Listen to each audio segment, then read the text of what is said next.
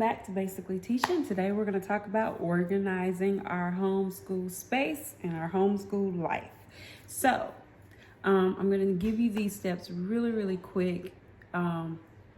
Because I am Basically TeeSha, I like to make things really easy and basic and not too complex. When I started homeschooling, the homeschooling journey, I had so many people give me so many details and so many things to work with, and so many things that they thought that I needed. That's my 10-year-old right there. Y'all can tell her, hey, she always appears in my videos, but hopefully she'll lay back down so you won't see her in the video.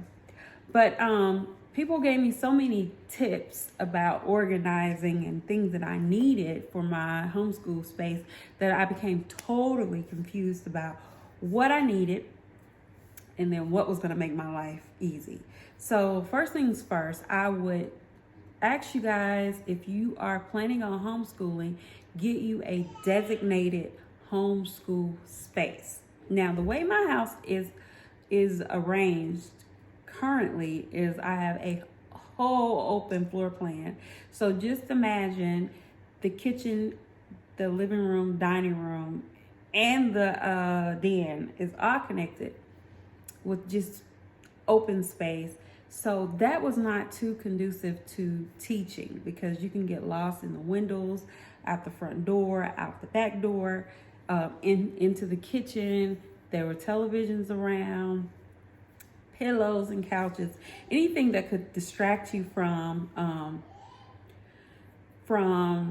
actually doing your work. So at first we were doing it in the kitchen at the kitchen table, but noticing that the kids not the kitchen table, we were doing at the bar stools, and noticing that the kids did not have adequate space to actually write and have all of their books and stuff in front of them, I said, well, I guess we all need a designated space.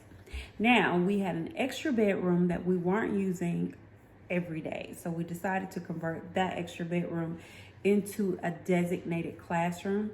Now, I'm going to post the video of the classroom in the comments. You can run over to the comments and find the video of the classroom and how we have it set up there, because I've already did a tour about that. So get a designated, number one, get a designated room to host your homeschool classroom in. The next thing I would encourage you to get is a homeschool book. This doesn't have to be just totally for homeschool. This basically has my whole life in here so far, to March at least. My whole life in here, and it just schedules your whole day. And I can tell you something, we had been going along our homeschool journey where the public and the private schools were out of school. We were still having school. We came back earlier from break. We left later for break because we were at home. So, and children thrive off structure. So we realized that the first week of March was going to be a week of warmth and good air and sunny temperature. So we decided to do an hour a day of homeschool, and then we left the rest of the day to adventure outside, take road trips, shopping adventures, get the baby outside of the house for a little while. And that's just what we did the first week of this month. But only because this book helped me to decide, okay, we can have this week, and then we can go back to school next week, and then the next week we can have a week and a half of spring break if we want to, because just the way our schedule is set up and how it works. So in this book, not only schedule what you're going to teach that week, this week we decided to stay out of our homeschool books. Just for this week, we did a little math, because math is one of those subjects that you need to practice daily. We did a little math, and the girls did a little test. But this week, we decided to talk about financing. My children wanted to start their own businesses. They wanted little debit cards. But the thing about it is, why give them those things when they don't know how to manage money? So this week, at the top, I don't know if you can read it, you can see that I posted that we will talk about finances on this week. And so we did learn about how much money it takes to run our house and pay our bills in our house. It was a subject that was a little above their heads, but then it made them realize that, hey, we need to get together and we need to come up with a plan to where we can make our own money. And so the girls did. I'm going to post that video a little bit later about the girls learning how to make money. So get that book. Also in the book, you need a checklist of things that need to be done. When they were in school, I don't know about you, but I was a stay-at-home mom, so I would get them ready to go to school. My mother took them to school every day. I picked them up from school. But between the time they went to school and the time they left, I had time to clean up the house, cook, run my errands, and possibly take a nap sometimes, get my hair fixed, get my nails done, things like that. I just had time like that. Now I have to schedule the time that I have to do it. So that checklist is important and is vital to a homeschooler's life. That checklist is going to save you a lot of days from not going crazy. Trust me. The checklist needs to have what the children need to do every day before school starts, what you need to do the night before to prepare for the day before you start school. Because before I start school, I try to have breakfast, a load of laundry in the wash. Most of the time, I don't have to re-clean, but sometimes I do have to vacuum their bedrooms and they have to make their beds up. Now, I do go back over them most of the time, but for the most part, that's a part of their checklist, and picking the things up out of their bathrooms. That's a part of their checklist. The girls are getting older, so their responsibilities are getting a little bit bigger. So they are responsible for cleaning out their off their sink, making sure that their baskets in their bathroom are brought into the garbage or into the laundry room, which they're supposed to bring their dirty clothes into the laundry room every day. And again, that's what that checklist is for, so that they can make sure that they're doing what they're supposed to do every night, so that when we wake up in the morning, we're not rushing. Pulling clothes out at night, socks and shoes and underwear, everything that they need for in the morning needs to be done at night before they go to bed. Now, do they forget? Yes, but that's what the checklist is for. Did you do everything that you were supposed to do the night before? Again, if those things are not done, you could create a hectic and a chaotic morning. There are many mornings that things do not go the way that I want them to go, because we do have an 8-month-old baby.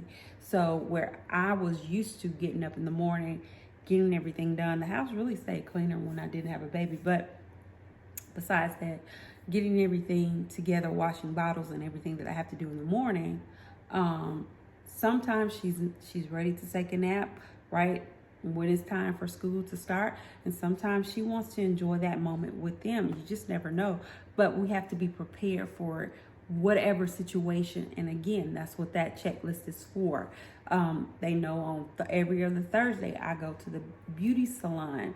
That is on that checklist. We need to get up at this time, because if we're going to have class, we need to be up at, if we have to go to the salon at 10:30, or if we have to go to the salon at 12:30, we either have to have class or we have to have lunch before we go. We have to have breakfast, or we're going to have class before we go, or we need to take books with us before we go. So that checklist is important. So remember to purchase this. This is important. Get you a book. Get you a notebook. If you are a digital person, download something. If you need help, you want to email me at basicallyteesha.gmail@gmail.com. Please do so. I'm here to help you with that. So on that checklist, also have what you're going to do per day. If you saw the video that I'm going to leave in the comments, that video showed you every day. We had math one day, we had science, and all the kids don't do the same thing every day. Now, we had started doing like math every day. And again, math is one of those subjects that you need to practice. Practice does make perfect. We were doing math every day, but we ran into a snag where we were doing it at the same time. So just imagine me teaching math in the 3rd, 4th, and the 5th grade at the same time. So we were doing But the greatest part about the Abeka system is that you can do it at the same time, because typically they are just about on the same subject. So if somebody is doing decimals, somebody's doing fractions, somebody else is doing fractions. That's just the way it works in the Abeka system. So make sure you have that checklist for the organization portion of it. And then mark down day by day what you have to do for that day. If it's Monday and you need to run out, you don't want to pay a convenience fee to pay your light bill, and you need to run out at 1 o'clock to pay your light bill, put that on that checklist. Make sure those children are aware that they can have their shoes and everything get together, because remember, you're a team player right now, and you have to do everything together. So it's important that they know where your mind is at all times. It is nothing like saying, let's get ready to go, and nobody is prepared to get ready to go. My mother, she is a person that wants, it's 2 o'clock in the afternoon. What do you want to do? You want to go somewhere? She'll call up, you ready to go? Somewhere, if it's 2 o'clock in the afternoon, and say we decided to wear pajamas all day.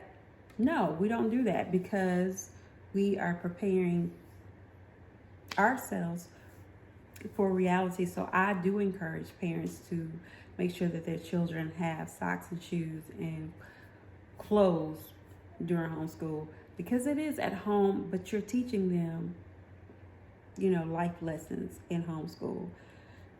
So they should be prepared for life. You just never know what will happen. You never know what will happen, so you need to be prepared for life. Again, put that in the check in the book. Check it off. Your clothes need to match every day. Your clothes need to be clean every day. And usually what we do at night is, when I do wash a load of clothes, we hang them up and we're prepared for the next day. Also, chores need to be on that in this book, on that checklist. Chores do change quite frequently in my house. I think the girls were on dish duty, and then I didn't like that because they weren't really doing the dishes to the way I wanted them to do dishes. So they moved to laundry duty, and then now it's bathroom duty. So now it's bathroom and laundry duty, and it changes. Somebody may need to get the vacuum out. Somebody may need to get the things out to dust, or to clean the windows, or whatever.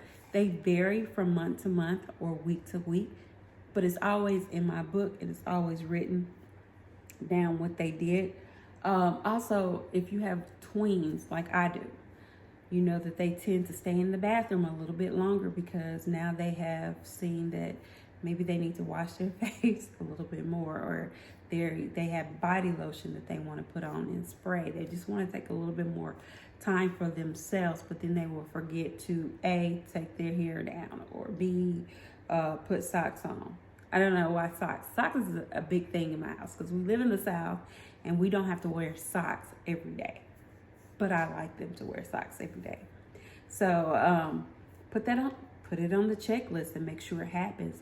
Make sure that they know that breakfast is at this time. I have a thing in my house is, when we're getting dressed, we have about 45 minutes to get dressed, all of us, because clearly the only thing that we really have to do is wake up and make our beds up, brush our teeth, wash our face. We're not really taking showers in the morning, because we took the showers at night. And they're little kids. I mean, what are they doing? Fighting at night? I don't know. They're not getting dirty during the night. So got 45 minutes to get dressed. Within those 45 minutes, it's really going to take you about 20 minutes if you do everything correctly. So that leaves you about 20 more minutes, or 25 minutes to get dressed, and 20 minutes to eat. You have to eat breakfast in that allotted amount of time, or the kitchen is completely closed. It's just like school. If you don't make it to school for breakfast, guess what? You can't eat. Same goes for lunch. You have so many minutes for lunch. If you don't make it in time, you take too long to fix your sandwich, or you take too long and you decide to warm up your Lunchable or your soup or whatever you're having that day, the kitchen is closed. It's over. You got to eat at that amount of time, because you never know when we might decide to change back over to regular school. So again, make those checklists for those children. It's not living life where you are in prison is more living life, a structured life, because you're preparing for adulthood. So, I would suggest that you make those checklists a week in advance, because it will save you a lot of time. If you want to get your nails done, your husband is working out of town and he's back on Friday, you schedule it in for 3 o'clock. Husband, I don't care what your job is doing, but at 3 o'clock on Friday, I need you to be at home so that I can go get my nails done, or I need to go get my hair done, or whatever like that. Keep that on the schedule, and your life will be so happy and so blissful. I hope that you enjoyed this week's organization tips for homeschooling, and I'll see you next week when we'll talk more about homeschooling. See you Tuesday.